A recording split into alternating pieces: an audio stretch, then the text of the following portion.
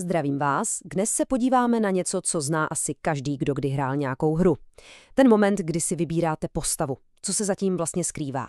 Prozkoumáme tenhle, často dost složitý a fascinující vztah mezi náma a tím, kým se stáváme na obrazovce.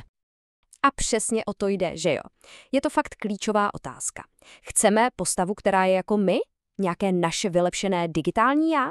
Nebo je to spíš naopak? Totální únik, možnost být někým úplně jiným. No, jak za chvíli uvidíme, není to takhle černobílé. Tak jo, pojďme se ponořit do tohodle, řekněme skoro až intimního vztahu mezi hráčem a jeho avatarem. Dobře, teď jedna naprosto zásadní věc, kterou si musíme vyjasnit. A to je rozdíl mezi identitou a identifikací. Zní to podobně, ale je to něco úplně jiného. Identita to je prostě to, kým jsme. Naše pohlaví, národnost, zájmy, prostě sociální kategorie, kam patříme. Ale identifikace, to je ten proces, kdy se, jakoby napojíme na nějakou postavu ve hře. A co je na tomto nejzajímavější? Že se můžeme klidně identifikovat s někým, kdo je úplně jiný než my. A tenhle citát z výzkumu Adrienne Shaw to ilustruje naprosto perfektně. Hele, respondentka říká, že by se s nás stotožnila s 50letým černochem ze stejného státu, než s mladou běložkou z Kanady. Proč? Protože sdílené místo, sdílená historie, to je pojítko, které je někdy mnohem silnější než třeba rasa nebo pohlaví. Ukazuje to, že identifikace je fakt komplexní věc. Takže v podstatě vidíme dvě hlavní cesty. Buď je avatar takové naše zrcadlo, hledáme v něm sami sebe, nebo je to portál, dveře do úplně jiného světa, kde můžeme být kýmkoliv. A pointa je, že ani jedno není špatně. Obojí je naprosto legitimní způsob, jak si hru užít. Tohle je naprosto geniální komentář, nemyslíte? I kdyby to byl králíček, je mi to fuk. To přesně ukazuje, o co tady jde.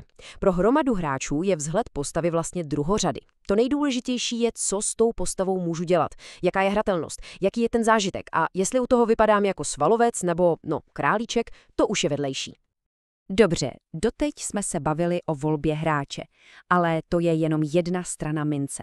Ta druhá a možná ještě důležitější je, jaké postavy a světy nám vůbec vývojáři nabídnou. Jaký je jejich design?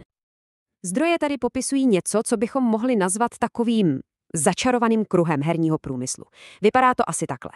Hry historicky cílily hlavně na mladé kluky.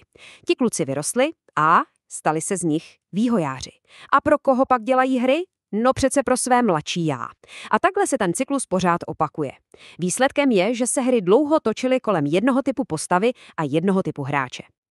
A z tohohle cyklu pak plyne dost zásadní rozdíl v tom, jak se postavy navrhují. Zjednodušeně řečeno, mužské postavy jsou navržené tak, aby bylo cool za ně hrát. Jejich atraktivita je v jejich síle, v tom, co dokážou. Ale ženské postavy, ty byly dlouho navrhované tak, aby bylo cool se na ně dívat. Je to rozdíl mezi mocí a podívanou. A jak to vypadá v praxi? U mužů jsou to svaly, brnění, prostě symboly moci. U žen, tam je to často přehnaná sexualizace. Všichni známe nerealistická brnění, která toho víc odhalují, než chrání, nebo tu slavnou fantazijní fyziku prsou, která popírá všechny zákony gravitace. To všechno slouží tomu, čemu se říká male gaze, neboli mužský pohled. Pojďme se podívat na dva moderní příklady. Na jedné straně máme Final Fantasy VII Remake. Tam je mužské brnění hlavně pro parádu, zatímco ženské postavy jsou často dost sexualizované, řekněme, pro potěchu fanoušků. Na druhé straně je The Last of Us 2. Tam je sexualita součástí identity postav. Není to jenom nakoukání. Intimita je tam součástí příběhů, je o emocích, o souhlasu. Vidíme, že i dnes se k tomu dá přistupovat fakt hodně odlišně. Takže, co teď? Znamená to, že jsou hráči jenom loutky v rukou designerů? Že musí přijmout svět tak, jak jim je naservírovaný? No, ani náhodou. A právě tady to začíná být opravdu zajímavé.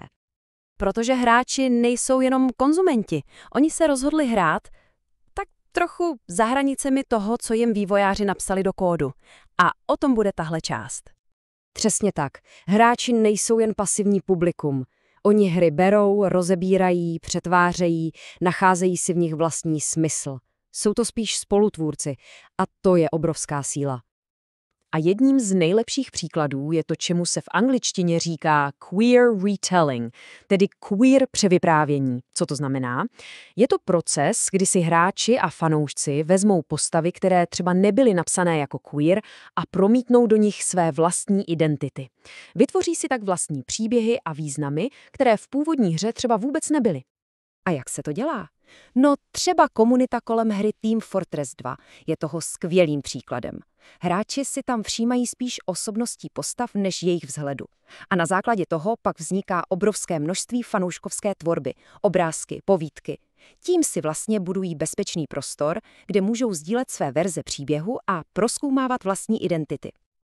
Ale pozor, tohle se neděje jenom ve světě fanfikcí. Tahle kreativita má i reálný dopad. Třeba projekt Wildwood.